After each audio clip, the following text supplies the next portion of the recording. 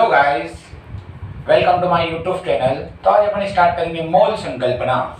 मोल संकल्पना में अपन डायरेक्ट मोलों को या मोल पर आधारित क्वेश्चनों को करेंगे सॉल्व। मोल पर न्यूमेरिकल बहुत सारे क्वेश्चन बन सकते हैं नीट जेईई जैसे एग्जाम में। तो आज अपन देखते हैं मोल के बारे में। यदि किसी भी क्वेश्चन में यदि फॉर्मूला बेस की बात करें तो मोल निकालने का तरीका होता है मोल इज इक्वल टू भार बटे अणुभार। भार बटे अणुभार, ये मोल निकालने का क्या होता है फॉर्मूला। मतलब जो अपन को क्वेश्चन में भार दिया जाएगा उसमें ये अपन अणुभार का भाग दे देंगे तो क्या जाएगा अपने पास मोल। पर अपन इसमें कभी क्वेश्चन को यूनिटरी मेथड से इसमें हम सॉल्व करेंगे और यूनिटरी मेथड के लिए आपको लिखते आना चाहिए मोल समीकरण। तो अपन पहले तो लिखना सीखेंगे मोल समीकरण। और मोल समीकरण लिखने के लिए देखिए, जैसे किसी के सामने भी मोल आ जाए, जैसे मैं बोल दूं 1 मोल H2, आपको मैं मोल समीकरण लिखवाना सिखा रहा हूं तो मैंने क्या लिखा 1 मोल H2। तो ये जो 1 मोल H2 किसके बराबर होता है Na, और ये H2 का क्या है अणु है। यदि दो चीजें जुड़ गई है तो क्या बन जाएगा अणु। तो 1 मोल H2 किसके बराबर होगा Na, अणु के बराबर होगा। और यही चीज किसके बराबर होती है, इसका भार ग्राम में। अब H2 का भार कितना होता है, एक हाइड्रोजन का भार 1 होता है तो 2 H2 का भार कितना होगा 2 ग्राम। जैसे अपन एक एग्जांपल और ले, मैंने 1 मोल क्या ले लिया क्लोरीन Cl2। 1 मोल क्लोरीन किसके बराबर होगा Na, अणु। Na का मतलब होता है अवोगाद्रो नंबर। और यही किसके बराबर हो सकता है, इसके भार के बराबर। क्लोरीन का भार होता है 35.5, तो 2 क्लोरीन है तो कितना भार हो जाएगा 71 ग्राम। एक अगला एग्जांपल ले तो 1 मोल मैंने लिखा O2, तो ये 1 मोल O2 किसके बराबर होगा Na। O2 क्या है, 2 जुड़े मतलब क्या है अणु, मतलब किसके बराबर Na, अणु के बराबर। और O2 का भार कितना होता है, ऑक्सीजन का भार 1 का 16 तो 2 का 32 ग्राम। इतनी बात क्लियर हो रही होगी गाइस। नेक्स्ट कभी बात करें, मैंने 1 मोल लिख लिया नाइट्रोजन, अकेला नाइट्रोजन मतलब किसके बराबर है परमाणु के बराबर। 1 मोल नाइट्रोजन किसके बराबर होगा Na, परमाणु के बराबर। और यही किसके बराबर होगा नाइट्रोजन के भार के, मतलब किसके बराबर 14 ग्राम के। क्लियर।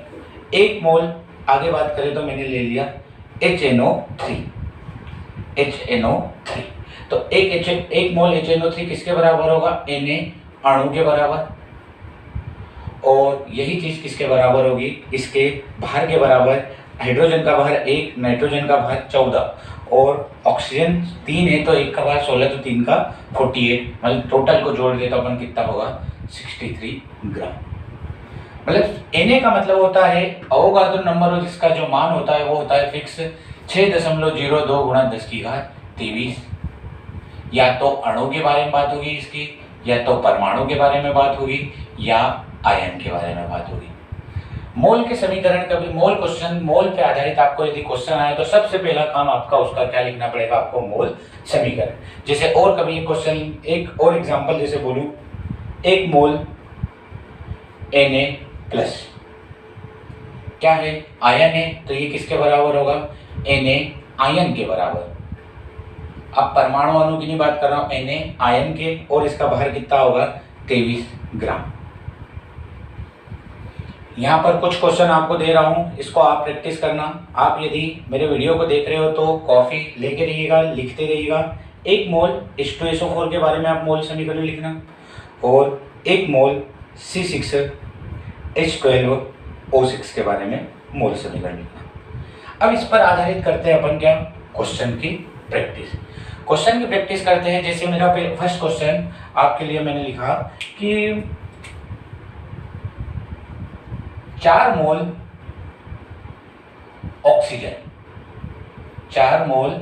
ऑक्सीजन में अणुओं की संख्या बताइए। अणुओं की संख्या बताइए। बेसिक सा क्वेश्चन, 4 मोल ऑक्सीजन में अणुओं की संख्या बताइए। तो सबसे पहले ऑक्सीजन के लिए क्या लिखते हैं अपन, मोल समीकरण। तो मोल समीकरण क्या होगा, 1 मोल O2 किसके बराबर होंगे, Na अणु के, और यही किसके बराबर होंगे, 32 ग्राम के, क्योंकि ऑक्सीजन का भार 16 और 16 32 ग्राम के। अपन को यहाँ पर क्वेश्चन में क्या बोला है, मोल कितने दिए हैं ऑक्सीजन के, 4, और पूछे हैं क्या, अणुओं की संख्या। तो यहाँ पर देखें तो 1 मोल ऑक्सीजन में कितने अणु हैं, Na अणु, तो 4 मोल में कितने हो जाएंगे, 4 मोल O2 में। अब 1 में Na है तो 4 में कितने हो जाएंगे, 4 इंटू Na अणु। Na का कभी मान रखें तो कितना, 6.02 गुणा 10⁻23 अणु। यहाँ पर आप कैलकुलेशन करोगे तो आपका आ जाएगा 4 मोल में अणुओं की संख्या। कभी यही क्वेश्चन रहता कि 4 मोल में ऑक्सीजन का भार बताइए, 4 मोल में किसका भार बताइए, ऑक्सीजन का भार बताइए। तो यहाँ पर कभी देखिए कि 1 मोल का भार कितना है, 32 ग्राम। 1 मोल का भार कितना है, 32।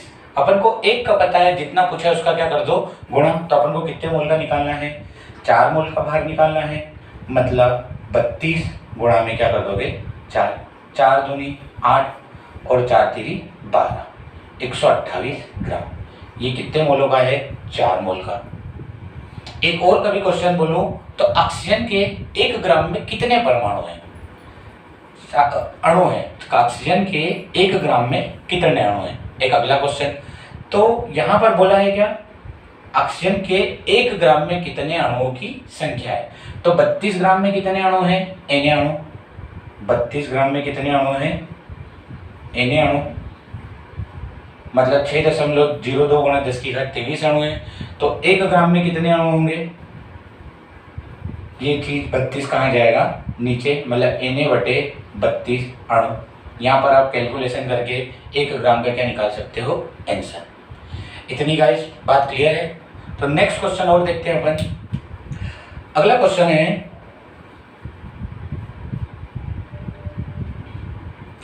88 ग्राम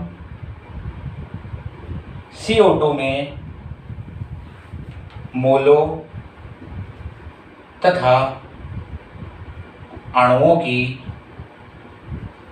संख्या बताइए। 88 ग्राम CO2 में मोलों तथा अणुओं की संख्या बताइए। सबसे पहला काम क्या रहेगा, CO2 के लिए मोल समीकरण। तो मोल समीकरण कैसे लिखोगे, 1 मोल CO2, 2 3 जोड़िए, मतलब ये किसके बराबर होगा, अणु के बराबर। और कितने अणु के बराबर होगा, Na अणु के बराबर। 1 मोल CO2 बराबर Na अणु। और यही चीज किसके बराबर होगी, इसके मात्रा या द्रव्यमान ग्राम में। कार्बन का मात्रा कितनी होती है, भार कितना होता है, 12, और ऑक्सीजन 2 है तो 32 और 12 कितना हो जाएगा, 44 ग्राम के बराबर होगा। अब यहाँ पर जो क्वेश्चन है उस पर जाते हैं। 88 ग्राम में क्या पूछा है, मोलों तथा अणुओं की संख्या। तो सबसे पहले कभी निकाले मोलों की संख्या। तो 44 ग्राम में कभी देखिए तो CO2 के कितने मोल है, 1 मोल। मात्रा क्या हो रही है, डबल, मात्रा डबल हो रही है, मतलब 88 ग्राम में CO2 के कितने मोल होंगे, 2 मोल। पहले क्वेश्चन का आंसर। सेकंड क्वेश्चन देखिए, दूसरा, अणुओं की संख्या किसमें, 88 ग्राम में। 44 ग्राम में कितने अणु हैं, Na अणु। कभी बात करें तो 88 ग्राम में मतलब डबल हो जाएंगे, 44 में 1 Na अणु है तो 88 में 2 Na अणु हो जाएंगे। तो यहाँ पर कभी देखिए तो 2 इंटू Na अणु। आप कभी यहाँ देखो तो मान भी रख सकते हो। इतनी बात क्लियर गाइस। तो अगला क्वेश्चन पे चलते हैं अपन। अगला क्वेश्चन है आपके पास C6H12O6 में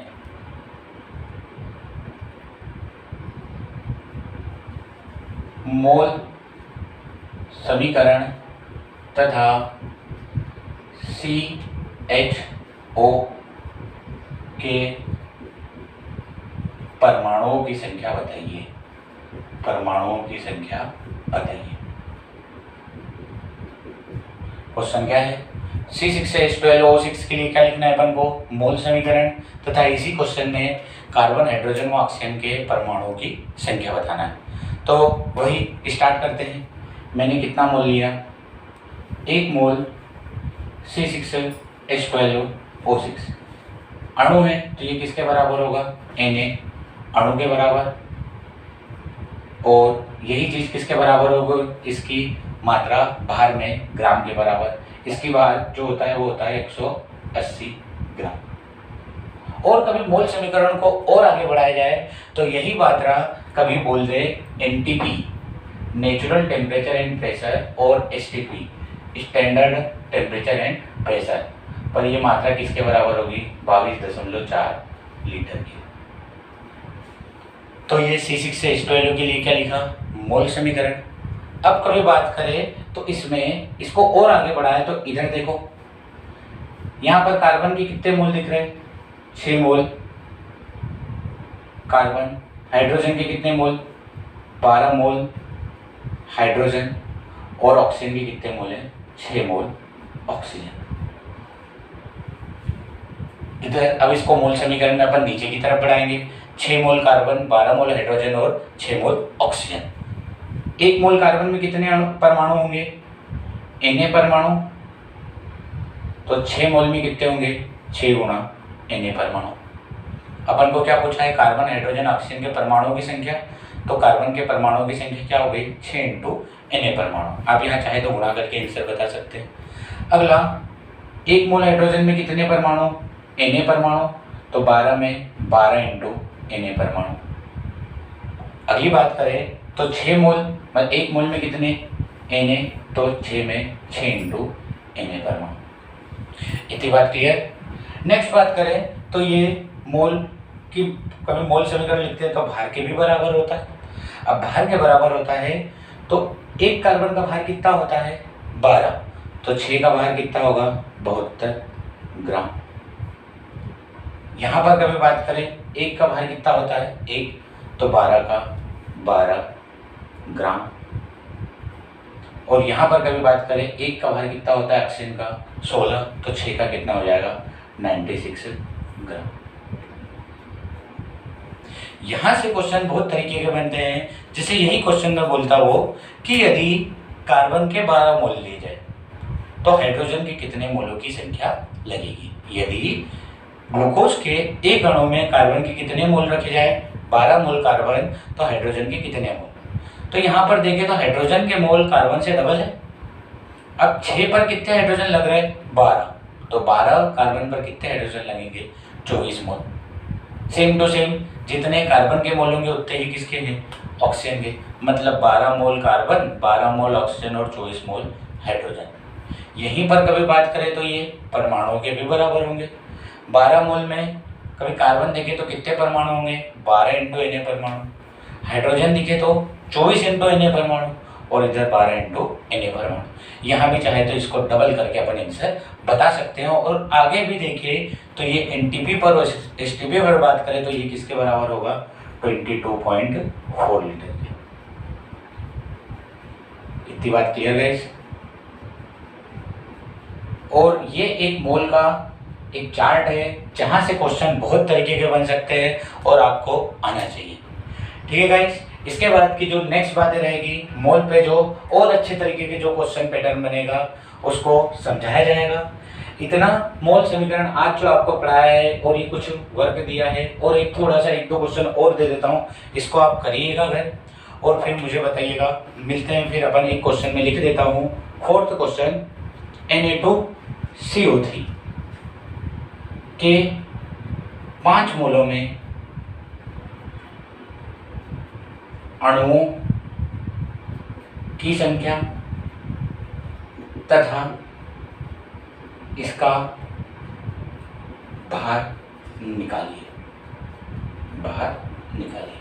यह द्रव्यमान निकालिए। ये क्वेश्चन आपके लिए वर्क रहेगा, आप एक बार इसको करके देखिएगा। ठीक है, यदि यह आज मोल समीकरण आपको समझ में आया हो और जो मेरे वीडियो को देख रहा हो, please guys like share and subscribe करिएगा।